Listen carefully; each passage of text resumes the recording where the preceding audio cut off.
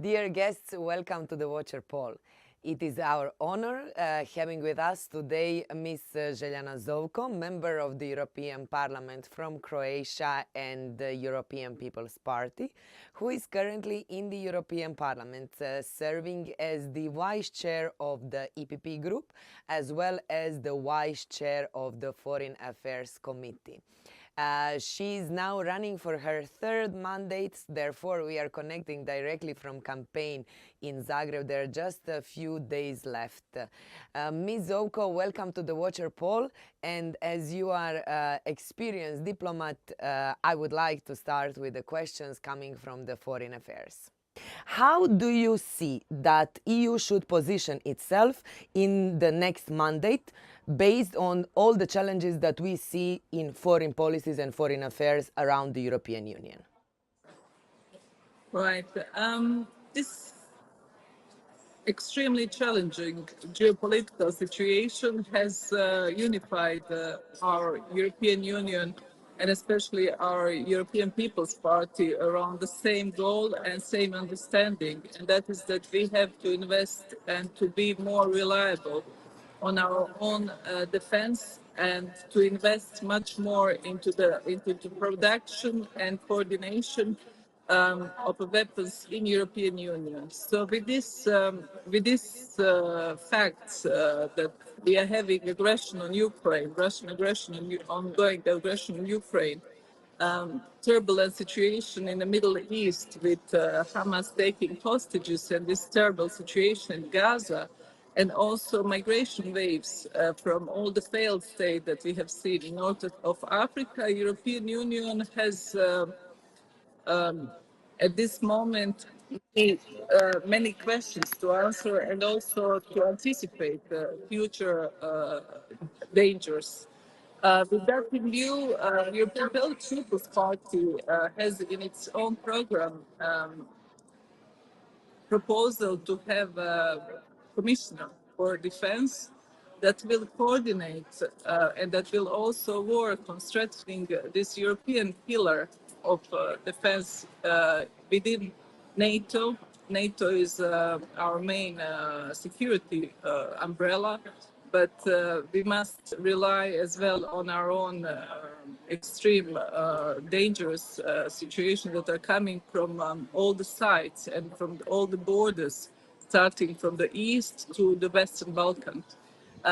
We have also invested a lot in this enlargement mechanism and enlargement promotion of the enlargement to Western Balkan and to the Eastern Partnership, because with strengthening and democracies on our borders, with having new countries joining the European Union that are on our borders, we are also defending our borders, and we are also helping to push back the dangers that are coming.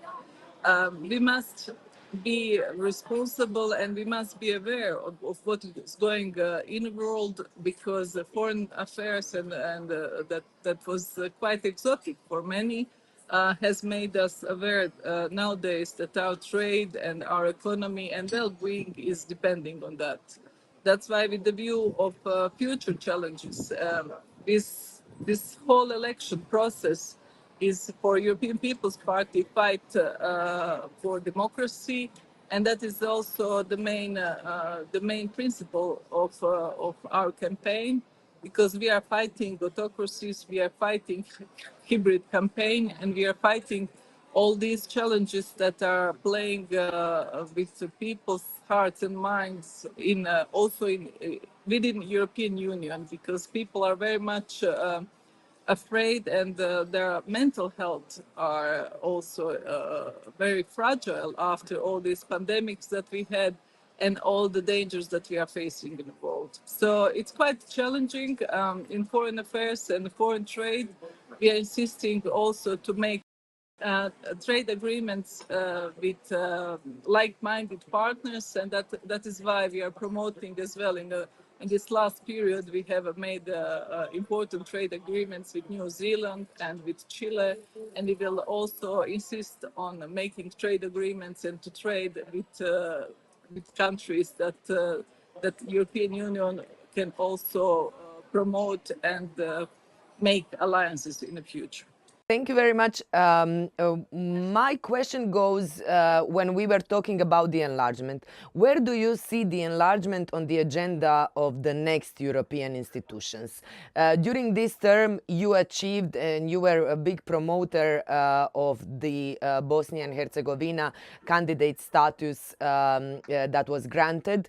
And we hope that the negotiations are going to start very soon. So what do you think when we also talk about the Western Balkans, where the enlargement is going to be on the agenda of the upcoming European Commission as well as other institutions?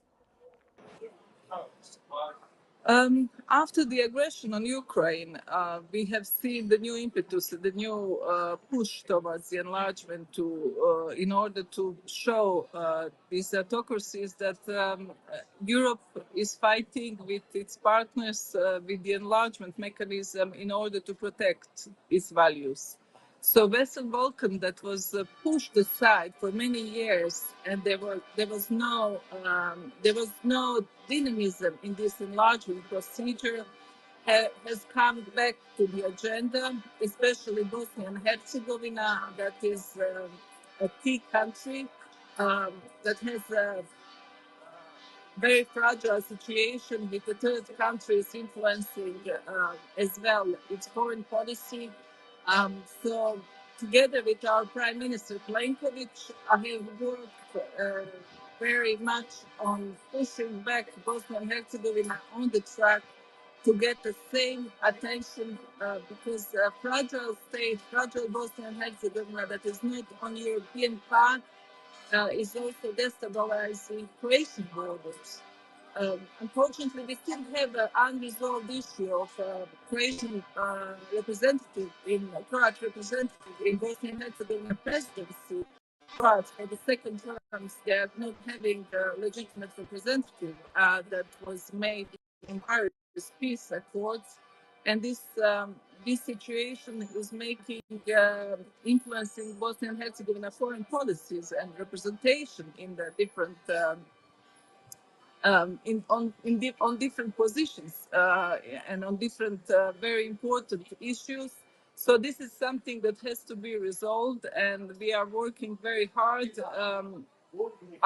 Commission is aware, High Representative is aware, and Prime Minister and President of the Commission, Ursula von der Leyen, is very aware of this issue, this problem that was the similar problem like the respect of Good Friday Agreement that we resolved successfully, and after with the Windsor Agreement, we have lowered the tensions for the hard border between Ireland and Northern Ireland. So in Bosnia and Herzegovina, that Prime Minister Plenković and I, through my work in Foreign Affairs Committee, have helped to make Commission and Parliament aware that opening negotiations agreement with Bosnia and Herzegovina and pushing it on the European track is the way to the harmonization of the relations and to the peace and stability in the country.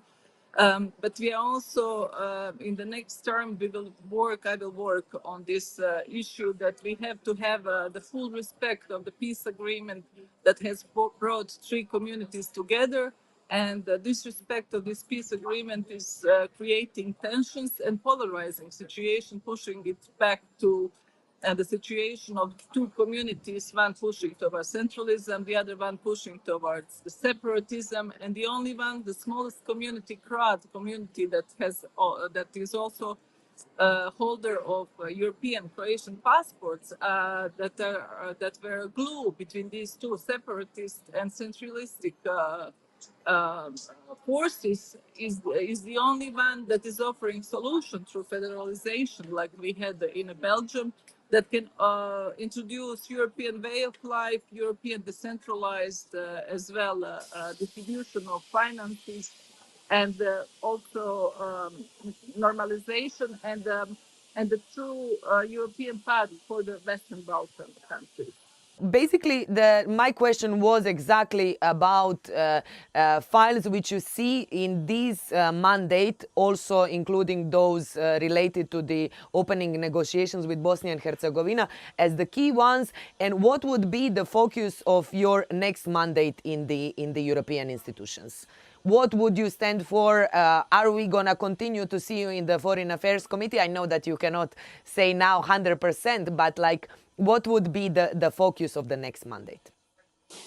The focus of my next mandate, and as I'm specialized in foreign affairs issues as well, and I did so many reports on peace and stability and preventive diplomacy as well. Preventing diplomacy actions that our external action service has to do in order to prevent future destabilization on our borders will be to continue my work that I have done so far, and I am recognized in the public and by the citizens on the issues of peace and reconciliation, but by bringing a just solution to all the communities, to all the minorities wherever they are, and to bring stabilities on our European borders, and also to bring back the equal position of Croats in Bosnia and Herzegovina, to the full participation in the government from the presidency until the lowest level, and Bosnia and Herzegovina advancing to European Union, and also full respect of the Croat and other minorities in Western Balkan, because without this full respect, we will always have tensions that are bringing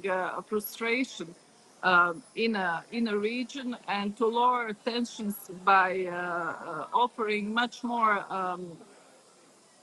objective view for the future to all the young people. I mean, I work through the committee on culture and education to increase Erasmus Plus for young people to travel, to be much more educated, to invest more in university research.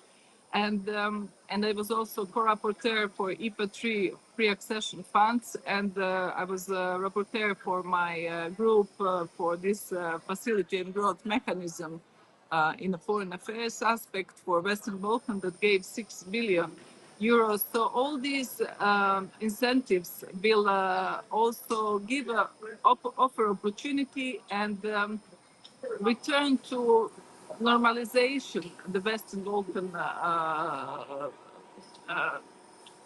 countries, and help to bring to close this black hole that we are having there, and that will also help migration waves, that will also help to stop, and it will also help to fight corruption that we are sometimes facing in these countries. Now, And when you return back to Sorry for interruption, but I wanted to ask you, when you mentioned the Committee on Cultures, you have been working on very important files during this mandate, starting from the new EU Bauhaus, also, as you mentioned, Erasmus Plus, and also many different files which have an impact on the EU media. During this interview, we heard the Grički top, we heard bells from the churches in Croatia. How can we preserve this European culture, and what can be, and we are now talking through all these new media, and what can be done to improve overall cultural framework within the European Union? Okay, I was a rapporteur for new European Bauhaus, and by this report on this new vision of architecture that is made for Europeans to be healthy, to be happy, to be safe. I contributed with very important amendments that refer to safety and security in building this new European architecture and the new environment that will be healthy and that will also be beautiful for Europeans to enjoy. We are in the heart. I'm sitting in the heart of Zagreb that went through two terrible earthquakes, and with this new architecture, we are helping also Croatia also endure this terrible earthquake in Banovina, and I initiated two pilot projects to be done in Croatia as well, that to see and to show that this future architecture of European Union should respect our cultural heritage, our national heritage, our religious heritage, and as well, but also involved much more elements of safety and security for the and to give a response to this unpredictable natural catastrophes that we will face also in the future, earthquakes, fires, and this is something that I greatly contributed in my work. Um, for me, um, our cultural heritage is something that make European way of life so attractive for all the world, and we know that European Union has the most cultural sites under UNESCO on a UNESCO World Heritage list. And that's why this tourism industry is booming, and we will always have people who are interested and who are educated and who want to see European past visiting all these sites. But they have to be also improved by adding this element of safety, security, and also this architecture of a new European Bauhaus has to offer much more green areas, much more friendly areas, and to make people gather more, to make people get away from the computers, get away from mobile phones, and from being isolated, because we know that isolation and loneliness is one of the big pandemics that we are facing now with population in Europe. When you mentioned UNESCO, this is basically a very familiar topic for you, since you were working very close also to put, I'm not going to mention now because I'm sure that you will do it, some of the very important European sites on the heritage list. Also, besides that, you have a unique experience when it comes to being a diplomat in Spain, covering Andorra, being diplomat in France, covering Monaco, and also in Italy and covering San Marino. Those microstates are basically as well a heritage of the European Union, and some of them are very close to complete the process of a special partnership. You were a rapporteur, so could you tell us how do you see the future partnership between the microstates and the European Union? I'm very happy that I was contributing also this much closer relations with European Union and with the European Union safety and security instruments to these microstates, San Marino, Monaco, and Andorra, because I was ambassador in my past in these countries, and they have long history and European history, and their specificity as they're small countries, but they preserved with their proud people their past and heritage.